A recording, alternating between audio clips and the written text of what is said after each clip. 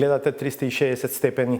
Владата најавува воведување телефонска апликација која ќе ги регистрира физичките контакти на оние што ќе активираат за епидемиолозите да можат полесно да ги лоцираат луѓето со кои бил во контакт во случај да се покаже дека корисникот на апликацијата е позитивен на коронавирусот.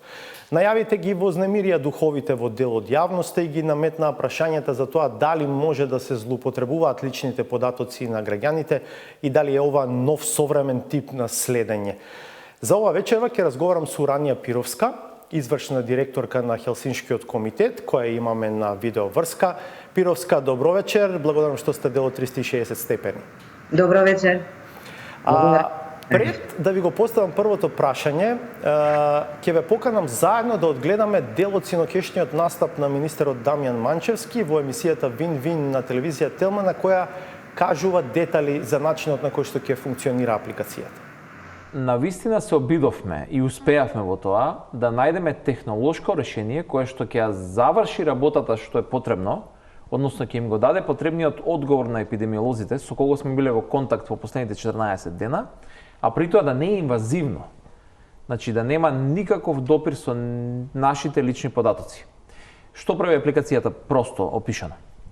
Секој некој што ќе симне апликацијата, ќе му генерира сосема нов апликацијски број кој што нема никаква врска со нас.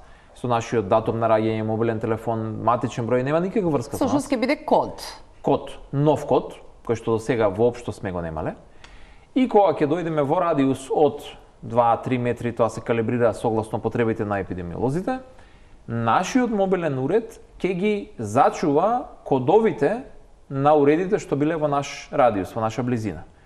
Овие податоци ќе се чуваат само единствено нашиот мобилен уред. Значи нема да бидат никаде предадени. Сите податоци кои што се постари од 14 дена, по автоматизам ќе се бришат. Но доколку се надевам дека не, некој од граѓаните се покаже дека е позитивен на тестот за COVID-19, ќе биде замолен, запрашан, повикан на страна Министерството за здравство, своеволно да ги предаде овие кодови до Министерството за здравство. Дори тогаш и само тогаш овие кодови ќе бидат поврзани со мобилните броеви на луѓето кои што биле во наша близина. Односно со другите кодови. Со другите кодови. Целта е Министерството за здравство, епидемиолозите можат и да ги информираат овие граѓани, но и да им дадат соодветни насоки. Кој треба да оди во самоизолација, треба, не треба, во зависност од и должината, односно време траењето на физичкиот контакт. Но генерално овие правила ги одредуваат епидемиолозите и здравствените работници. Нашата работа е ова. Што е битно за граѓаните? Не се користи никаков личен податок, апсолутно никаков личен податок, и апсолутно можеме да бидеме сигурни дека нема геолокација. Ние ни беа понудени голем број на решенија кои што значат геолокација, односно следење на движењето на граѓаните. Денешната технологија го возможува тоа. Многу е лесно, дури полесно од ова. Може било кој да го направи.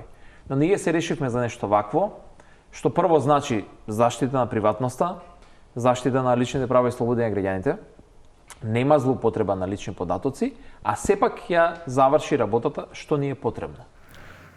Го слушнавме министерот Манчевски. На видеоврска, знаете, имаме Рания Пировска, извршна директорка на Хелсиншкиот комитет. Пировска, според вас има ли простор за загриженост? Предпоставувам како некој кој што е високо сензибилизиран на тема човекови права, условниот рефлекс секогаш ви вели стоп, кочи. Апсолутно да, во моментот кога слушнав за апликацијата, виднаш ми се уклучи алармот за можен ризик од прекршување на човековите права. Меѓутоа, секако, оставив простор да слушнам подобро за што станува збор. И морам да кажам дека тука постојат три моменти кои што се за мене охрабрувачки. Прво е тоа што апликацијата е на доброволна основа, значи само граѓаните кои што сакаат ќе можат да симнат и да влезат во тој некој си систем и во тој некој концепт на собирање на податоци. Вториот момент е во тоа што нема да биде следена геолокацијата, и трето и многу важен момент според мене е тоа што ќе има една независна ревизија на ова техничко решение. Морам да кажам дека она на што постојано се апелира од страна на сите меѓународни организации кои што се свесни дека ќе се бараат вакви технички решенија заради спречување на заразата, укажуваат постојано на моментот дека мора да се води сметка за заштита на личните податоци. Фактот дека Манчевски тврди дека апликацијата нема да работи со лични податоци. Тоа е тоа што го кажувам, да, тоа е тоа што исто така е охрабрувачки, бидејќи ќе се добие само некој код и фактот дека само во телефонскиот уред на граѓанинот кој што ја симнал апликацијата ќе бидат задржани податоците за броевите, односно луѓето со кои што стапиле во контакт, и од она што видов со тие податоци фактички ќе оперира серверот на инфектолозите. Значи оваа апликација нема за цел да не спаси од заразата, меѓутоа да ги спаси од ризик оние кои што дошле во допир со лице кои што заразено од коронавирусот. Пировска, ќе се согласите дека кај нас се уште е силно ехото од големата афера со прислушувањето на повеќе од 20.000 граѓани и сега ова некако изгледа како нов можен проблем на тој план. Ама апсолутно јас сум една од тие кои што стравува за ваквиот начин, односно пристап во справувањето со кризата, ако се има предвид дека нели јас бев една од тие кои што чии разговори беа следени. Сите ние се уште живееме под таа траума од она што ни се случи и се уште постои една недоверба кон институциите кога станува збор за вакви решенија. Оттука, јас не можам да кажам сега во моментов како и дали оваа апликација понатаму ќе доведе до прекршување на човековите права, меѓутоа и на иако лични податоци нема, меѓутоа во моментов како што реков, она што ме охрабрува е дека ќе има една независна ревизија.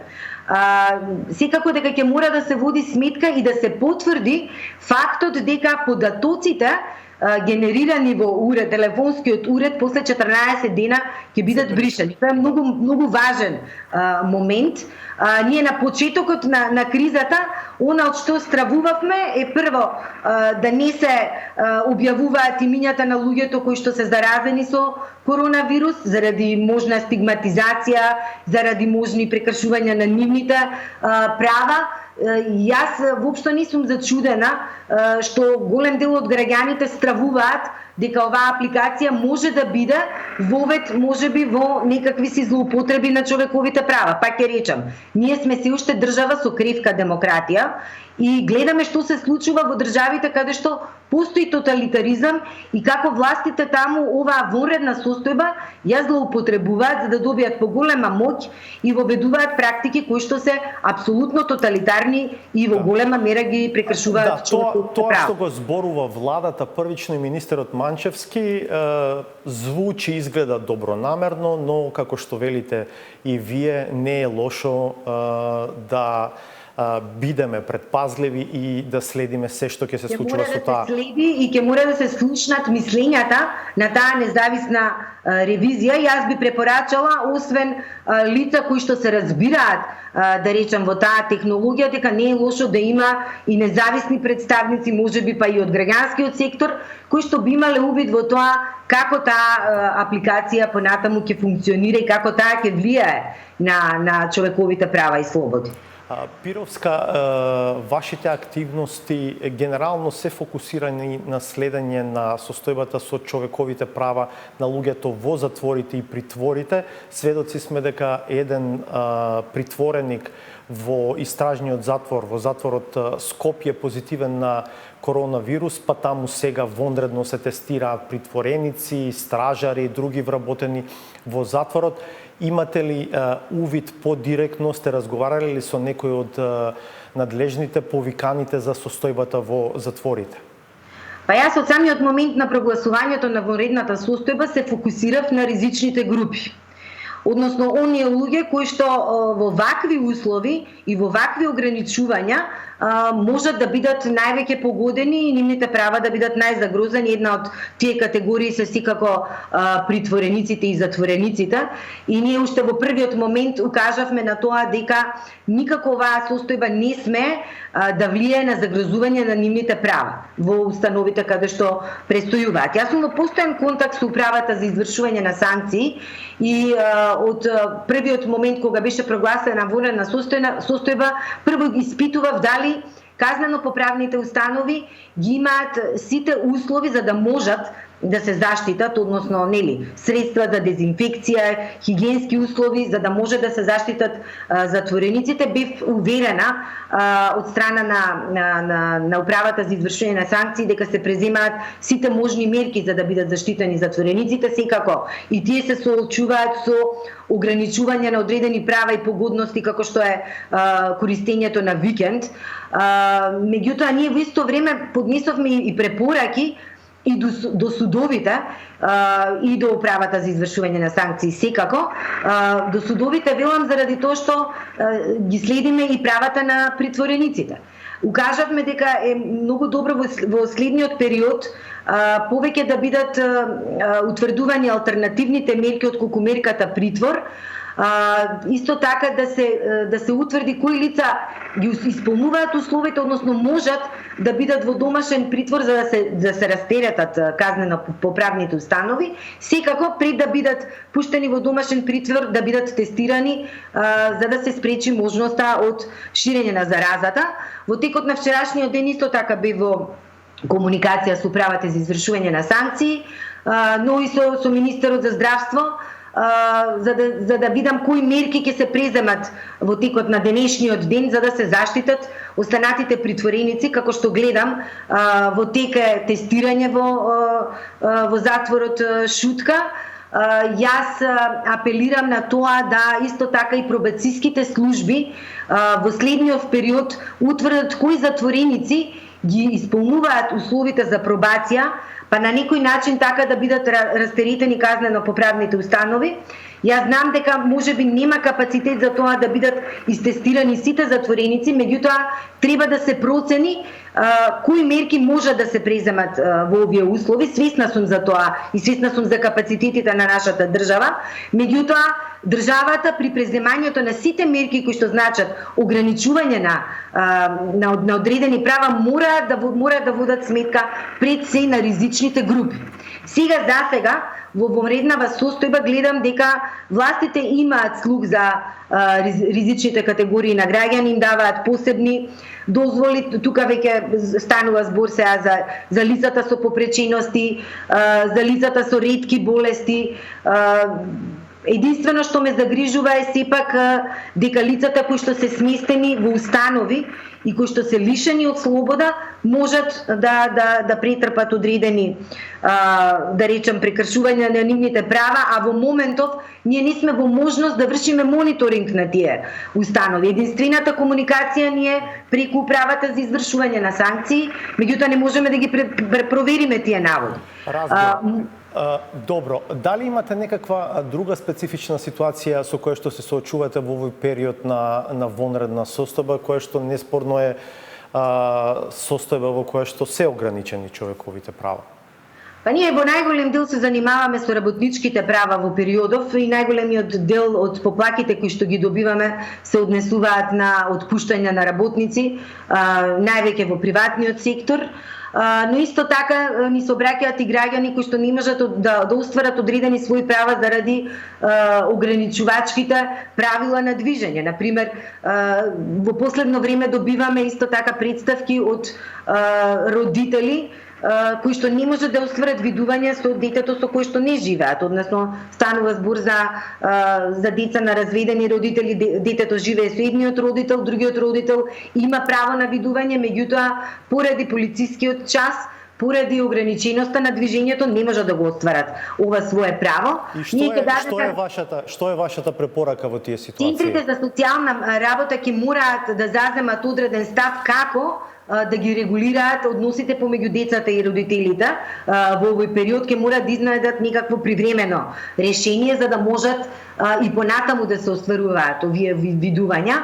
Јас морам да кажам дека досега, иако во цел свет процентуално се зголемени бројот на представките од семејно насилство, ние се уште не добиваме голем број на такви представки. Ние вчера излеговме со апел пред институциите за посебни мерки кога станува збор за жртвите од семејно насилство, односно како треба институциите да постапуваат.